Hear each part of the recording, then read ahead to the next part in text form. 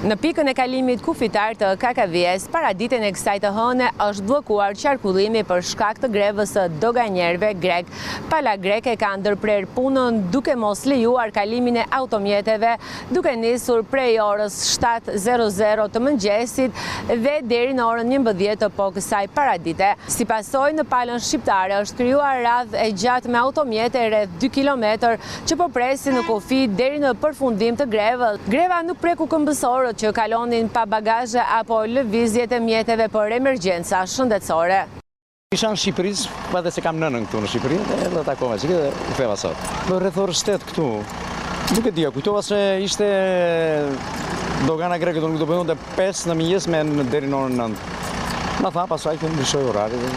Asi gjë, asi dhe gjë, nuk e dishëm se ara për Italia dhe djela, nuk e dishëm. Nuk e dishëm asi gjë. Po prejshëm që 7 mëngjesit këtu.